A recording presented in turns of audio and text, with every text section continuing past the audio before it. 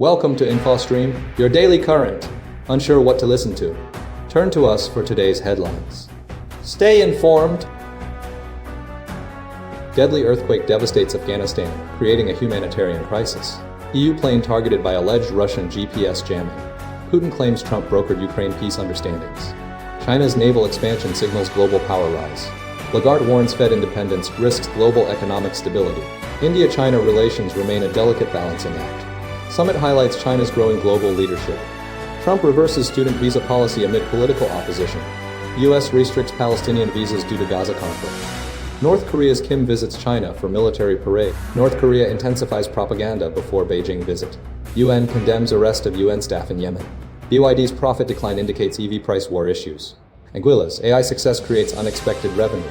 Shooting of Ukrainian politician investigated. A deadly earthquake devastates Afghanistan, triggering a humanitarian crisis. A catastrophic 6.0 magnitude earthquake struck eastern Afghanistan on Sunday, resulting in over 800 fatalities and nearly 3,000 injuries, with the death toll expected to rise. The epicenter was in Kunar province, a rugged, mountainous region near the Pakistan border, characterized by poor construction and exacerbated by recent flooding. Rescue efforts are hampered by inaccessible terrain, damaged roads, and limited communication infrastructure, particularly in remote villages. The immediate aftermath saw overwhelmed hospitals, like the main hospital in Jalalabad, struggling to cope with the influx of victims. Hundreds of injured individuals, including those trapped under collapsed homes, were transported by helicopter to hospitals for treatment. Witnesses described scenes of immense devastation, with entire villages leveled and residents frantically searching for loved ones amidst the rubble. The Taliban government has mobilized resources, deploying military rescue teams, and coordinating with local officials and residents to conduct search and rescue operations. However, the scale of the disaster, combined with pre-existing humanitarian challenges, is overwhelming response capabilities. Contributing to the crisis is the nation's already dire humanitarian situation, worsened by the Taliban's takeover in 2021 and subsequent international aid cuts. The United States and several European nations halted billions of dollars in aid contracts, further diminishing resources available for disaster relief and exacerbating food and medical shortages. Multiple aftershocks, including one measuring 5.2, have further complicated rescue efforts. The United Nations has expressed deep concern and is delivering emergency assistance, but acknowledges the limitations imposed by the situation. International organizations, such as the International Rescue Committee, have warned that the disaster will significantly strain the ongoing humanitarian response and highlighted the urgent need for increased international support. The logistical difficulties of reaching isolated communities and the impact of reduced funding are critical challenges. The situation is evolving, and aid agencies are working to assess the full extent of the damage and coordinate relief efforts. But the immediate needs of the affected population are immense. EU Chief von der Leyen's plane targeted by alleged Russian GPS jamming. European Commission President Ursula von der Leyen's flight to Bulgaria was disrupted by suspected Russian GPS interference, prompting a safe landing at Plovdiv International Airport. The incident occurred as she was preparing to arrive in southern Bulgaria as part of a tour of eastern EU states to discuss defense readiness and rally support for Ukraine. European Commission officials received information from Bulgarian authorities suspecting blatant interference carried out by Russia. The pilots utilized paper maps to land the aircraft, highlighting the disruption to navigation systems. The European Commission emphasized that threats and intimidation are a regular component of Russia's hostile actions, reinforcing its commitment to bolstering defense capabilities and supporting Ukraine. In response, the European Union plans to deploy additional satellites into low Earth orbit to enhance its ability to detect GPS interference. Ariana Podest, the European Commission Deputy Chief Spokesperson, stated the incident underscored the urgency of von der Leyen's current trip to frontline member states, where she has witnessed firsthand the daily threats posed by Russia and its proxies. Multiple reports confirm a pattern of GPS jamming incidents, particularly in Scandinavian and Baltic states, attributed to Russia. A team of researchers concluded that Russia was the perpetrator, utilizing a shadow fleet of ships and its Kaliningrad exclave to conduct these operations. The European Union has previously sanctioned Russian state-linked entities involved in these jamming activities. The incident occurred during a charter flight, and the intent of the attackers remains unclear. This disruption aligns with a broader strategy of hybrid warfare tactics employed by Russia. The tour included visits to Latvia, Finland, Estonia, Poland, Bulgaria, Lithuania, and Romania, demonstrating European unity in the face of ongoing Russian aggression against Ukraine. Von der Leyen stressed the unchanging nature of Vladimir Putin and the necessity of strong deterrence to maintain a check on his actions. The situation highlights the continued vulnerability of aviation to electronic warfare and the ongoing efforts to combat Russian interference in European security. Putin claims Trump brokered understandings on Ukraine peace. Recent developments surrounding the Ukraine war center on claims made by Russian President Vladimir Putin regarding a potential peace agreement brokered during a meeting with U.S. President Donald Trump. Speaking at the Shanghai Cooperation Organization Summit in Tianjin, China, Putin stated he had reached understandings with Trump regarding the war's end, following a meeting in Alaska last month. Putin continued to defend Russia's actions, blaming the West for the conflict, citing a 2014 coup and Western attempts to draw Ukraine into NATO. Following the Alaska meeting, U.S. Special Envoy Steve Witkoff indicated that Putin had agreed to security guarantees for Ukraine, with the U.S. and Europe potentially offering Article 5-like language to cover a security guarantee. This suggests a framework akin to NATO's Collective Defense Clause. Donald Trump, in a subsequent interview, offered Putin a couple of weeks to respond, reiterating his previous assertions that he could resolve the war in a single day.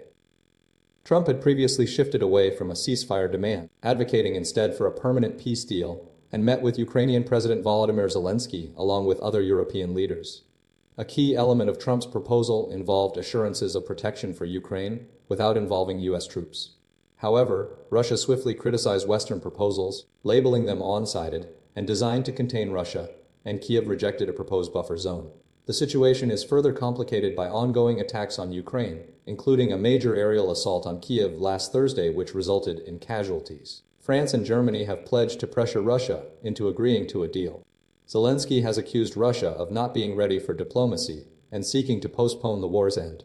The U.S. and European nations continue to seek a resolution, with the security guarantees offered by the U.S. appearing central to any potential agreement, though Russia remains skeptical. China's naval expansion, a rising global power, China's rapid expansion of its navy, fueled by unprecedented shipbuilding capacity, is reshaping global maritime power dynamics.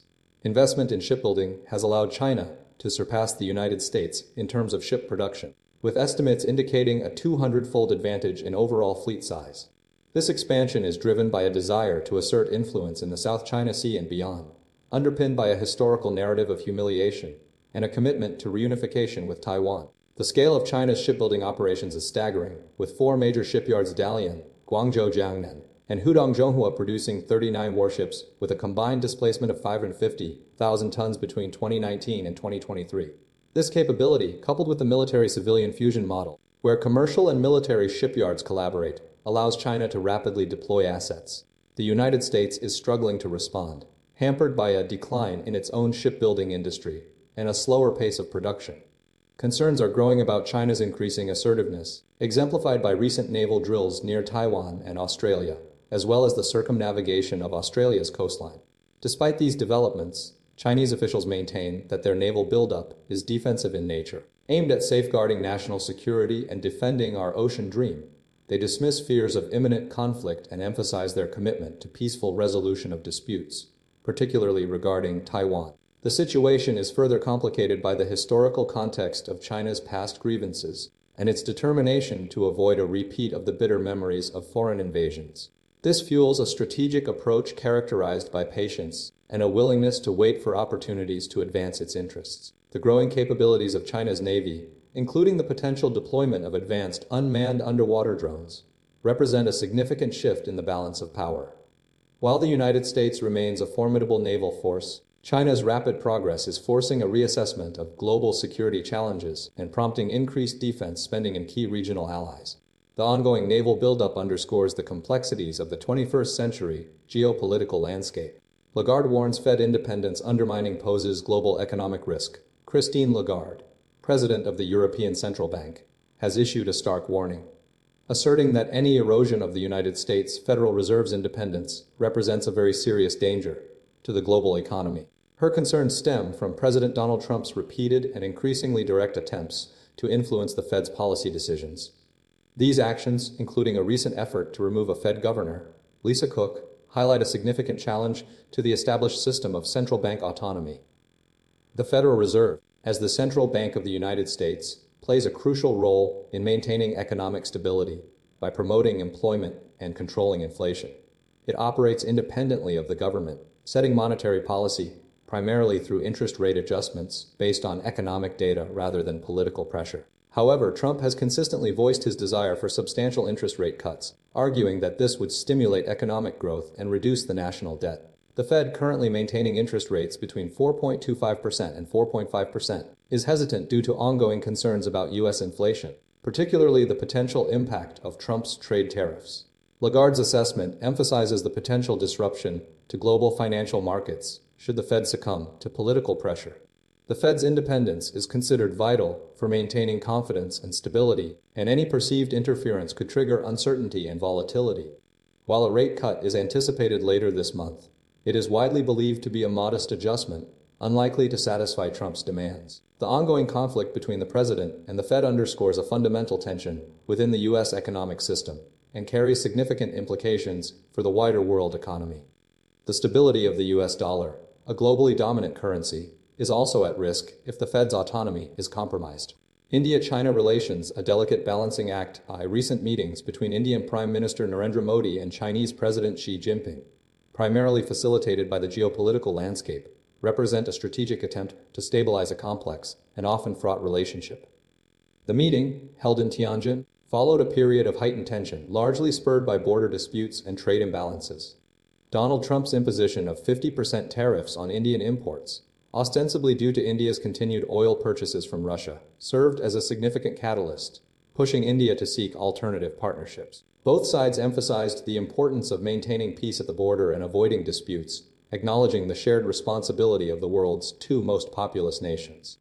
The meeting resulted in the resumption of direct flights and simplified visa processes, signaling a potential thaw. However, substantial obstacles remain, including a significant trade deficit between the two countries, with China seeking market access for its goods, while India is wary of compromising its economic interests. India's policy of strategic autonomy is being tested as it navigates its relationship with both China and the United States. China's Xi Jinping has repeatedly framed the India-China relationship as one where the dragon and the elephant should come together, reflecting a desire to rebuild ties following years of strained relations. The timing of the meeting coincided with Trump's tariffs, highlighting the economic pressure and the need for diversification. Despite these efforts, lingering issues such as China's support for Pakistan and nationalist sentiment along the border continue to pose challenges. India's engagement in forums like the Quad, aimed at countering China's influence in the Indo-Pacific, adds another layer of complexity. The ongoing tensions, including disputes over the Galwan Valley incident, and the persistent irritant of the U.S.'s denial of involvement in the India-Pakistan ceasefire, contribute to the delicate balancing act. Both nations recognize the need for cooperation, but the path forward remains uncertain, with the outcome heavily influenced by the evolving dynamics of the global geopolitical stage and the continued impact of U.S. trade policies. The meeting signifies a crucial step, but sustained efforts are required to overcome the entrenched obstacles and forge a more stable and mutually beneficial partnership. The summit signals China's rise as a global leader. The Shanghai Cooperation Organization, ESCO Summit in Tianjin, China, serves as a key event for Chinese leaders, Jinping to position his country as an alternative global power, particularly amidst the ongoing war in Ukraine and the shifting geopolitical landscape. The summit brings together over 20 leaders, including Russian President Vladimir Putin, Indian Prime Minister Narendra Modi, and leaders from Iran, Pakistan, and other nations, reflecting China's expanding influence. Xi Jinping's remarks centered on criticizing bullying practices, a clear reference to the United States, and advocating for a multipolar world order. He pledged substantial financial support to SCO member states, totaling 2 billion yuan in grants and 10 billion yuan in loans, demonstrating China's commitment to bolstering its partnerships. He unveiled a global governance initiative, echoing his previous initiatives and signaling a desire to reshape the international order. The summit highlights the deepening strategic alignment between China and Russia, underscored by the personal rapport between Xi and Putin, visible during a welcoming banquet. Putin reiterated Russia's narrative regarding the Ukraine conflict, framing it as a consequence of a Western-backed coup, and sought to demonstrate that China remains a crucial partner despite Western sanctions. Indian Prime Minister Modi engaged in bilateral meetings with both Xi and Putin, expressing support for recent peace initiatives concerning Ukraine and emphasizing the need for a durable settlement. The meeting showcased India's cautious approach to the conflict and its growing strategic ties with both China and Russia. The summit's significance lies in its demonstration of a shift in global power dynamics. China's financial commitments and the gathering of diverse leaders signal its ambition to play a more prominent role in international affairs. The event represents a strategic push by Beijing to challenge the existing Western-dominated order and promote a more balanced and inclusive global governance system. The summit's success will be measured by China's ability to solidify its partnerships and advance its vision for a multipolar world. Donald Trump reverses student visa policy amidst political pushback. Donald Trump has reversed his administration's previous stance on Chinese student visas, authorizing the issuance of 600,000 visas despite significant criticism from within his own Republican base. This decision stems from ongoing trade negotiations with China and a desire to bolster relationships with the country, particularly with President Xi Jinping. Trump defended the move, arguing that it would be insulting to deny Chinese students entry and that it would ultimately benefit smaller universities by attracting increased financial investment. The reversal has provoked considerable anger and confusion among some of Trump's supporters, exemplified by comments from Fox News host Laura Ingraham, who expressed bewilderment at the change. Furthermore, Trump ally Laura Loomer voiced extreme concerns, labeling the students as communist spies. Trump countered these criticisms by emphasizing the economic benefits of Chinese students, citing hundreds of millions of dollars in payments from China to the United States. Previously, Secretary of State Marco Rubio had advocated for aggressive revocation of Chinese visas, particularly those linked to the Chinese Communist Party or studying in critical fields, amidst a deteriorating relationship between Washington and Beijing fueled by a trade war.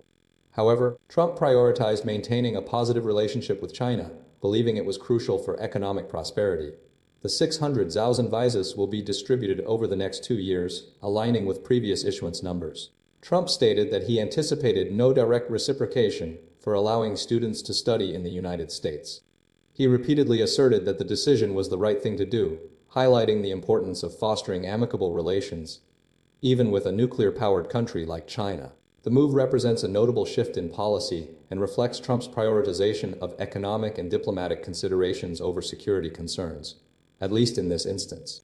U.S. restricts Palestinian visas amidst Gaza conflict. The United States government has issued a directive instructing its diplomatic personnel worldwide to deny the vast majority of non-immigrant visas to Palestinian passport holders.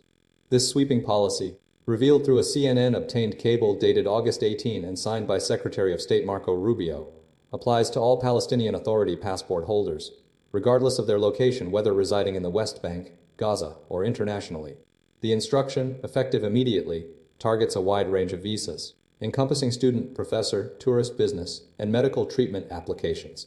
This action follows a series of escalating measures taken by the Trump administration to limit Palestinian access to the United States. Prior announcements included the suspension of all visitor visas for individuals from Gaza and the revocation and denial of visas for members of the Palestine Liberation Organization, PLO, and the Palestinian Authority, PA, including PA President Mahmoud Abbas, in preparation for the United Nations General Assembly. The conflict in Gaza is a significant backdrop to these restrictions. The State Department's rationale centers on ensuring thorough vetting and screening processes to verify applicant identities and eligibility under U.S. law. A State Department spokesperson emphasized that every visa decision is a national security consideration. The directive specifically excludes immigrant visas and those utilizing passports other than the Palestinian Authority passport, but does include visas for diplomatic or official travel. Despite designating the Palestinian Authority as a competent passport issuing authority, the United States does not recognize the PA as a foreign government. This policy reflects the administration's broader strategy to exert pressure on the Palestinian leadership amidst the ongoing conflict and as nations prepare to potentially recognize a Palestinian state. North Korea's Kim Jong-un visits China for military parade. North Korean leader Kim Jong-un departed from Pyongyang on Monday evening, embarking on a journey to China via a heavily protected, armored train. This trip marks his first multilateral international meeting and is centered around attending China's Victory Day military parade in Beijing, scheduled for Wednesday. The parade is expected to include Kim's interaction with key global leaders, notably China's President Xi Jinping and Russia's Vladimir Putin, alongside representatives from nations such as Myanmar, Iran, and Cuba. The journey, utilizing a train equipped with a restaurant car offering premium French wines and fresh lobster, is anticipated to take up to 24 hours due to the train's enhanced security features. This is the first time a North Korean leader has participated in a Chinese military parade since 1959, representing a significant diplomatic upgrade from previous events where only a senior official, Chu Ryong-hae, represented Pyongyang in 2015. Kim Jong-un's travel habits reflect a long-standing tradition established by his grandfather, Kim Il-sung, who frequently utilized train travel for visits to Vietnam and Eastern Europe. Kim Jong-il, the leader's father, also favored train travel, reportedly due to a fear of flying. The armored train itself boasts approximately 90 carriages, including spaces for conferences, audience chambers, and private accommodations. This trip follows Kim Jong-un's previous meetings with Putin, occurring twice since Russia's invasion of Ukraine, and his 2019 visit to Beijing to commemorate the 70th anniversary of diplomatic relations between the two countries. The event underscores China's continued importance in North Korea's foreign policy and diplomatic engagements. North Korea's propaganda push ahead of Beijing visit to North Korea has released a heavily dramatized propaganda film showcasing its troops' involvement in the war in Ukraine, coinciding with Kim Jong-un's upcoming visit to Beijing for a military parade. The 20-minute video, presented by state media KCTV, depicts North Korean soldiers engaged in combat, installing bombs, and interacting with Russian forces, though its authenticity remains unverified. The film emphasizes the soldiers' patriotism and portrays their participation as a significant exploit, demonstrating North Korea's military might and loyalty. The video highlights operations to liberate the Russian region of Kursk in October 2024, naming some fallen soldiers and detailing their deaths. This marks a significant shift for North Korean propaganda, which previously lacked substantial battlefield experience. The film's release is strategically timed to bolster Kim's image and demonstrate North Korea's growing alignment with Russia. Kim Jong-un's visit to Beijing, his first since 2019, is intended to showcase his importance within Northeast Asia and solidify a solidarity front with Russia and China. Prior to the visit, Kim inspected a new weapons factory and learned about North Korea's missile production capacity, successfully fulfilling a 5-year plan and ratifying 3 new long-term plans. North Korea has dramatically ramped up its weapons program, developing new missiles and conducting tests, fueled by Kim's rhetoric regarding nuclear development and threats against South Korea.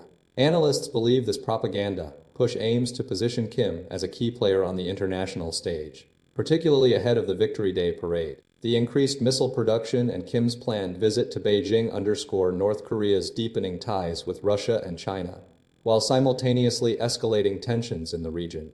The release of the propaganda film is intended to shape perceptions of Kim's leadership and North Korea's military capabilities, further solidifying their strategic alliance. The inspection of the weapons factory and missile production line reinforces North Korea's commitment to modernizing its armed forces and projecting power. UN condemns arrest of UN staff in Yemen amid rising tensions. United Nations Secretary-General Antonio Guterres has issued a strong condemnation of the arrest of 11 UN staff members by Houthi authorities in Yemen, demanding their immediate and unconditional release. The detentions, which occurred in Sana'a and Hodeidah, represent a significant escalation of a long-standing issue within the country. Prior to this incident, the Houthis had already held 23 UN personnel since 2021, with one previously detained individual tragically dying in custody. The arrests targeted staff from the World Food Programme, WFP, UNICEF, and the World Health Organization, WHO, highlighting the crucial role these organizations play in providing vital aid to Yemen, a nation grappling with one of the world's most severe humanitarian crises. The conflict, which began in 2015, has resulted in over 150,000 deaths and displaced 4.8 million people, leaving approximately 19.5 million Yemenis in need of assistance. The Houthi group, backed by Iran, has controlled Yemen's capital and northwest since ousting the internationally recognized government. This latest action severely hinders efforts to deliver humanitarian aid and advance peace negotiations. Furthermore, the Houthis have detained 20 U.S. embassy employees over the past 3 years, despite sustained engagement and assurances. The arrests coincide with heightened tensions following an Israeli attack that killed the Houthi prime minister and other high-ranking officials, marking a significant escalation in the ongoing conflict. The Houthis have been retaliating with missile attacks against Israel since November 2023, supporting Palestinians in Gaza. The situation underscores the complex geopolitical dynamics, fueling the crisis and the urgent need for a resolution to protect vulnerable populations and facilitate humanitarian access. The UN's response reflects its commitment to upholding international law and ensuring the safety of its personnel operating in conflict zones. BYD's profit decline signals EV price war challenges. Chinese electric vehicle giant BYD has experienced a significant drop in profits, prompting a decline in its share price due to intensifying competition within the domestic EV market. The company's net profit for the second quarter fell to 6.4 billion yuan, a 900 million, a 30% decrease compared to the previous year. This downturn is largely attributed to a price war amongst Chinese EV manufacturers, including rivals NIO and XPeng, and the presence of Tesla, all of whom have implemented aggressive price reductions to attract consumers. BYD's statement highlighted the increased price competition and described the situation as reaching a fever pitch, further exacerbated by industry malpractices, such as excessive marketing and dealer subsidies. The company's attempts to boost global sales, targeting 5.5 million vehicles for the year, have been hampered by this competitive environment, with sales reaching only 2.49 million by the end of July. Despite achieving global sales and surpassing Tesla in annual revenue in 2024, largely due to the popularity of its hybrid vehicles, the profit decline has caused investor disappointment, reflected in the share price drop. Beijing has issued warnings against the aggressive discounting, aiming to safeguard the economy. Average car prices in China have decreased by approximately 19% over the past 2 years, currently standing at around 165,000 yuan. Industrial policy expert Prof. Laura Wu notes that even the leading EV manufacturer is facing difficulties in a cutthroat market. She emphasizes the potential for an oversupply of Chinese EVs if the price war continues. However, investment firm head Judith McKenzie suggests that the profit dip is a minor setback considering BYD's rapid growth. The situation underscores the challenges faced by the entire EV sector as it navigates a dynamic and increasingly competitive landscape, highlighting the need for sustainable strategies beyond short-term price reductions. Anguilla's unexpected revenue stream. AI success story. The small Caribbean island of Anguilla is experiencing a surprising economic windfall, thanks to the surge in artificial intelligence (AI) and the resulting demand for domain names. Initially allocated in the 1980s, these addresses, previously largely unused, have become incredibly valuable, generating significant revenue for the island. Anguilla's strategic position, coupled with the rise of AI, has transformed it into an unlikely hub for domain name sales. The government's 2024 budget reveals a substantial income of 155 million East Caribbean dollars, approximately 39 million from domain name sales, representing 23% of total revenue. Projections indicate an increase to 132 million East Caribbean dollars in 2025 and 138 million in 2026. This unexpected revenue stream is crucial for diversifying Anguilla's economy, which heavily relies on tourism, particularly luxury travel, and is vulnerable to hurricane damage.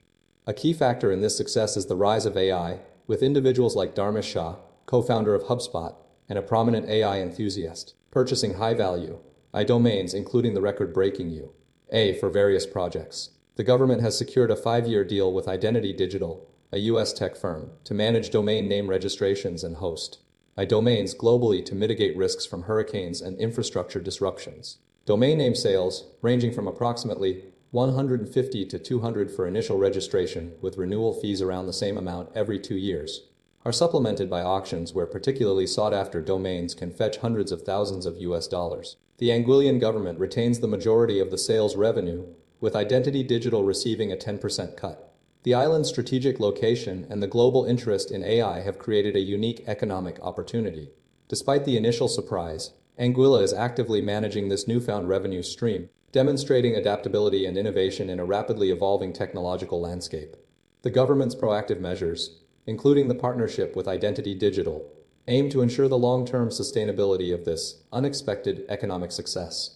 Arrest made in shooting of Ukrainian politician Andriy Parubiy, a prominent Ukrainian politician and former Speaker of Parliament 2016-2019, was fatally shot in Lviv on Saturday, prompting a swift police investigation and subsequent arrest. Parubiy gained significant recognition during Ukraine's 2013-2014 Euromaidan protests, which led to the ousting of pro-Russian President Viktor Yanukovych, and advocated for closer ties with the European Union. The shooting was meticulously planned, according to Interior Minister Igor Klemenko, with the attacker studying Parubiy's travel schedule and devising an escape route. Police apprehended the suspect in the Khmelnytskyi region, a western Ukrainian area. The suspect, dressed as a courier from the Glovo delivery company, opened fire on Parubiy as he walked, discharging approximately 8 shots. Glovo expressed shock and pledged full cooperation with the investigation. President Volodymyr Zelensky confirmed the arrest and stated that urgent investigative actions were underway to determine the full circumstances of the murder. He praised the efforts of law enforcement, and prosecutors working around the clock. Preliminary testimony from the suspect has been taken. The shooting was characterized as carefully planned, indicating a targeted attack. Parubiy's role as a leader of the Euromaidan protests and his organization of self-defense teams during the demonstrations are central to the context of the crime. The investigation is currently focused on establishing a motive and identifying any potential accomplices. Authorities are utilizing unverified footage of the incident to aid in their efforts. The arrest marks a significant step in the pursuit of justice for Parubiy's death and underscores the ongoing security concerns within Ukraine.